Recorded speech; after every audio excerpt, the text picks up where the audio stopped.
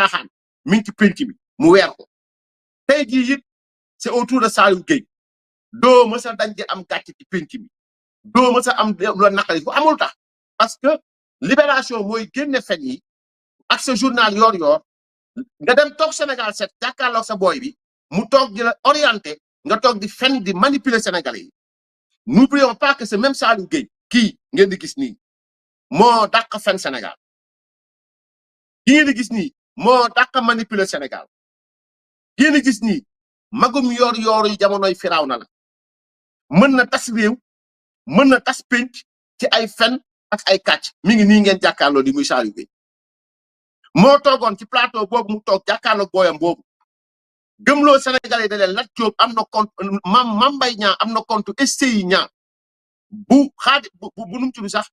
kii Ablaye Sylla versé 2,5 millions ba léegi ba démb ba sànq ba tey ba jamonoy tey jii ab Ousmane Sonko on attend dans le cadre de la réduction des comptes et de la fin de l'impunité que tout ka nga wax ñu compte boobu fan la mujj ay fen la ay kàcc la ay nar la beneen bi mooy ci mbirum Tahirou Sarr ak Farba Ngom bu leen jéem a benn yoon ngeen tàqale dossier Tahirou Sarr ak Farba Ngom mënta jàll du jàll te du musu jàll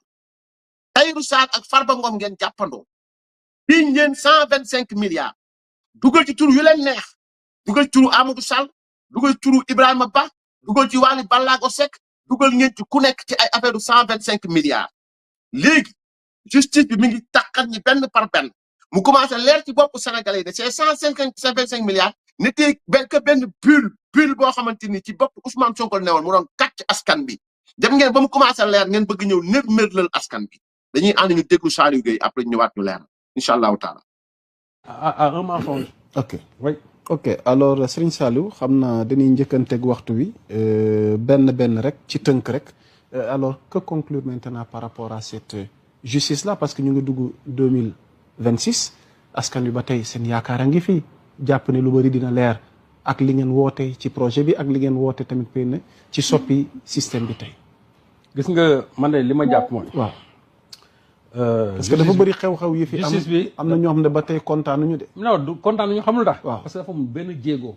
bu mën a tax nit ñi espérer dara. parce que lépp luy jëm surtout ci xew yi fi amoon fii nii.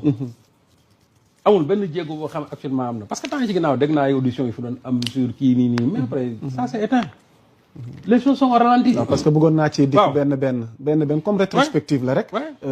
on peut commencer peut-être par l'affaire Farba ak Tahirou. tey sëñ Saliou à votre niveau ak fi mbir yi toll nii tey que comprendre finalement de cette situation man de fi ñu toll nii. waaw lat moom génnee nañ ko. mais Farba ak Tahirou ba tey moo tax ma ne man. waaw man dossier boobu waaw. le dossier de Farba c'est autre mais pour Tahirou Sarr moom. waaw Tahirou Sarr moom nañ ko bàyyi. sëñ Saliou Tahirou Sarr. waaye taxawal foofu nga kal vidéo ko kalal vidéo fi mu doon très bien dégg nga mu ne kaaw Farba c'est autre chose mais Tahirou dañ ko bàyyi non du yombee noonu kaawu Farba mooy kaawu Tahirou mooy kaawu Farba da ngeen leen jiiñ ba pare topp leen pour complicité détournement de deniers publics li boole Farba Ngom ak Tahirou Sarr mooy da ngeen ne yéen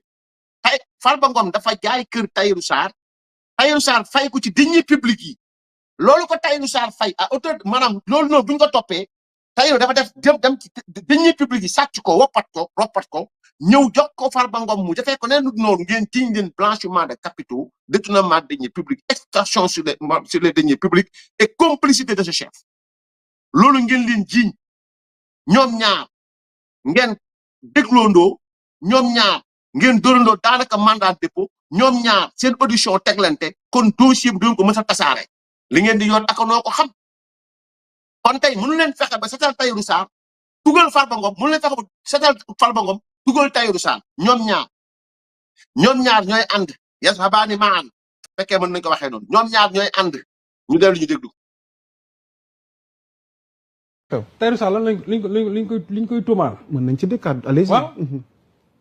ñoom 125 milliards de dollars Tahirou Sarr génn fi ne l'état du Sénégal me doit 630 milliards 630 milliards exactement. waaw ça c'est autre chose parce que loolu information la ba Tahirou Sarr joxe. et qui est avéré aussi. mais man dama jàpp ne tey ñi nga xam ne ñoom lañ fi bàyyi nañ Lat Diop sur quelle base kenn xamul. Pape Malick Ndour barki dem la fa jógee léegi contrôle judiciaire. sa jarbaat waaw contrôle judiciaire. waaw mais ñooña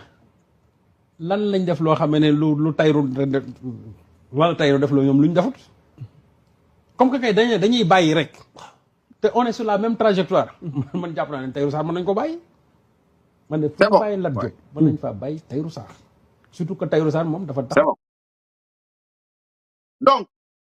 gis ngeen ni muy génnee Tahirou Sarr di dugal homme politique yi Lat Diop at daanaka ngeen ko téye Lat sur la base ci sukkandiku ci dénonciation Mohamed Dieng 1xBet Lat toog ci prison bi dawul bàyyiwul dossier am juge d'instruction yor ko nga naan ci naka si ñàkk preuve ci ñàkk lu leer bu ñu fàttali première fois bi ñu njëkkee ñaanal Lat Diop liberté provisoire procureur financier dafa bañ yéen ak avocat Lat Diop yi ba cour suprême ne leen bu fekkee ni da ngeen am leneen lu ngeen koy toppee wax leen ñu ko mu leer mais bu nekkee li ngeen indee Lat Diop teg ko fii boobaa léegi indiwu leen firnde bu leer cette décision de la cour suprême est disponible mooy leen bu ngeen demee bay xaj nit ki liberté mën ngeen ko mettre sous contrôle judiciaire en attendant ngeen def seen expertise à la LONASE parce que da ngeen tàmbali jël Lat Diop dugal ci prison bi sur la base dénonciation Mohamed Dieng Lat Diop toog ci prison bi Mohamed Dieng génn Sénégal nank jaar ci aéroport bi dem yoonam Lat Diop Mohamed Dieng Cheikh Diba mii dem ànd ak moom ñëw Sénégal mu ñëw ñu entendre ko Lat Diop di xaar li nga xamante ni moom mooy confrontation Mohamed Dieng jaaraat aéroport dem yoonam kon mbir mi gëstu leen ko ci biir Ousmane Sonko ak Cheikh Diba ak ñeneen ñi leen wër yéen bu boobaa di ngeen comprendre lan moo génn Lat Diop ci prison bi parce que vous n'avez pas de preuve aucune yéen ku ngeen am preuve sànq ko ku ngeen amul preuve mënu leen ci dara loolu benn la ñaareel mooy la par l'affaire Pape Malick Ndour l'affaire Pape Malick Ndour leer na ni midi ne Pape Malick Ndour n'a jamais été cité dans un rapport pour un quelconque détournement de deniers publics amul la dernière fois biñ ko woo c'est un rapport privé Abdourahmane xawma lan Dramé la xawma ADDR la xawma lan expertise privée ba mu demee il a contesté sérieusement ngeen bàyyi ko mu dem ñibbi dans le cadre des forces Covid-19 pareil ñi ngeen fi woo yëpp contestation sérieuse devant la juridiction d'instruction de la haute cour de justice Mansour Faye dafa toog ñëw indi des preuves à l'appui arrêté et note et tout ngeen xam ne lii mënut dem fenn ñu bàyyi ko mu ñibbi Ndeye Saly Diop Dieng kazalika climatiseur ngeen mujjee ak moom ventilateur climatiseur ngeen mujjee ak moom Sophie Gladima 1 milliard ngeen tàmbale mujjee 70 millions yi dakate yoo vous n'aviez pas compris finalement fan la mujj ci noonu yéen la jëm on verra bien li si kanam rawuli gët maa leen ko wax téye leen ko Moustapha Diop ngeen départ ak moom ci ay milliards mujj ci 12 millions de francs CFA 12 millions yi ñëpp setal ko fournisseurs yi ak yëpp ñu war leen fan la masque ya nekk ngeen mujj koo bàyyi dem lonk ko ci tabaski ci am la xooma tabaski ngo et dans ce dossier Tahirou Sarr aussi balaa ñuy dem sax sawaay ñu déglu Saliou Gueye démb ak Saliou Gueye yu tey ñu déglu ko incha allah tegal ma faara Tahirou ba tey moo tax ma ne man waaw man le dossier boobu waaw le dossier de Farba Senghor mais pour Tahirou Sarr moom waaw Tahirou Sarr moom nañ ko bàyyi sëñ Saliou Tahirou Sarr nañ ko oui ok pourquoi mais Tahirou Sarr lan liñ koy tuumaal mën nañ ci dëkkaat allez-y waaw ñoom 125 milliards la Tahirou Sarr génn fi ne l'état du Sénégal me doit 630 milliards 630 milliards exactement waaw ça c'est autre chose parce que loolu information la ba Tahirou Sarr joxe et qui est avéré aussi pour que Tahirou Sarr moom dafa taxaw mu ne leen état Sénégal l'état du Sénégal me doit de l'argent ba pare mu justifier ko waaw pour taxaw wax ne état Sénégal yor na ma xaalis 630 milliards te état bi weddiwu ko te moom ñu ngi koy tuumaal ci 125 milliards te moom nee na temps 125 milliards yooyu ce sont des transactions foncières yoo xamante ne nii transparentes dama ne dañ ko bàyyi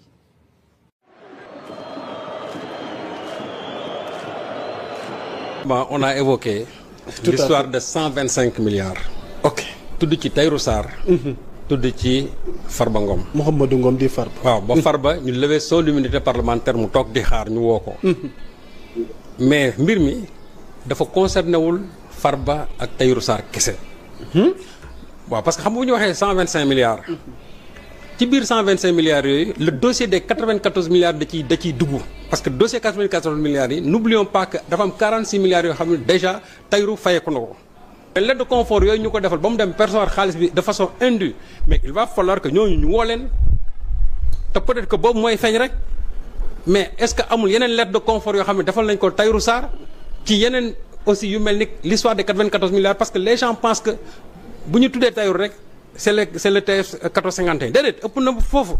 Tahirou li mu percevoir en matière de ci suuf si mais quand même du 1451 boobu rek loolu bëri na trop loolu déjà sax on am na loo xam ne ni yor je crois jot na ko ci génn. Exactement. Il faut que maintenant le pool financier judiciaire. merci yor daa fen libération tasaare ak ay fen yow da ngaa fen ñu indi wax ji yëpp dañoo fen et pour preuve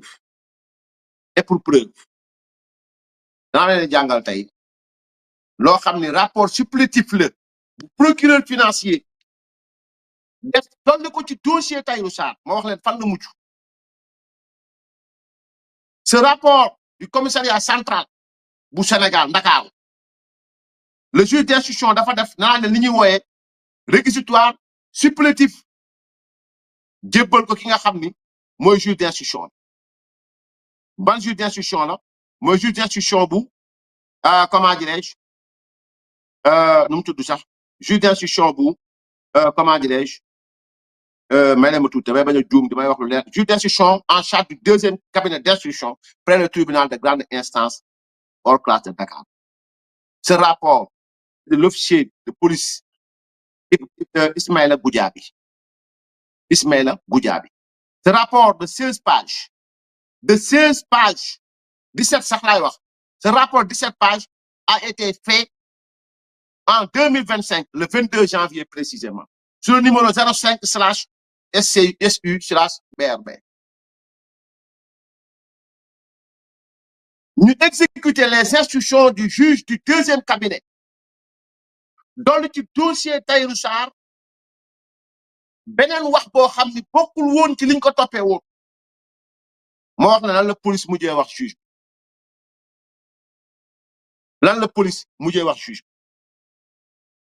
référence instruction bi moo nekkoon numéro 114 et RI 1322